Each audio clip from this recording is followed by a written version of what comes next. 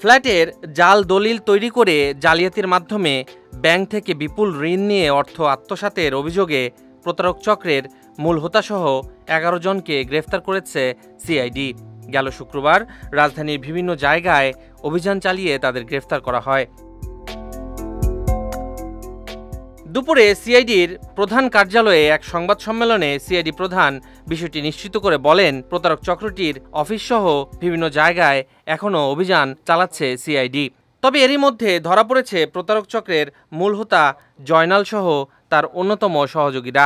একজনের নামে ৫টি-৭টি NID card করে এবং এই ৫-৭টি এনআইডি কার্ডের এগেনস্টে তারা প্রত্যেকটি ব্যাংক থেকে কোটি কোটি টাকা লোন নেয়, জমি বা ফ্ল্যাট মর্গেজ রেখে লোন নিচ্ছে।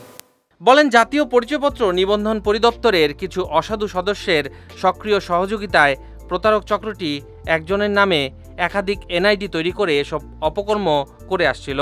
শুধু তাই নয়, ভূমি অফিসের কিছু কর্মকর্তাও জড়িত রয়েছে। এখানে ব্যাংকের লোক জড়িত। আমরা ব্যাংকের লোক অ্যারেস্ট করেছি এবং তাকে ইন্টারোগেশন করে বেশ চমকপ্রদ তথ্য পেয়েছি। আমরা রেজিস্ট্রি অফিসে যারা একই দলিলে একাধিক ডুপ্লিকেট কপি দিচ্ছে তাদেরকেও আমরা আইনের আওতায় এনেছি। তাদের জিজ্ঞাসাবাদ করে অনেক কিছু পাওয়া গেছে এবং যাদের তথ্যপত্র অলরেডি আমাদের হাতে এসে গেছে, ইনশাল্লাহ আমরাও তাদের ২-১ দিনের মধ্যে অ্যারেস্ট করতে সক্ষম হব। ওয়ালটন ফ্রিজ কিনে অনেকের মতো আপনিও হয়ে যেতে পারেন মিলেনিয়াল।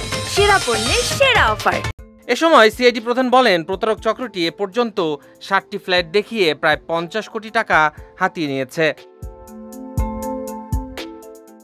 মোস্তাফিজ সুমন, বিজয় টিভি, ঢাকা।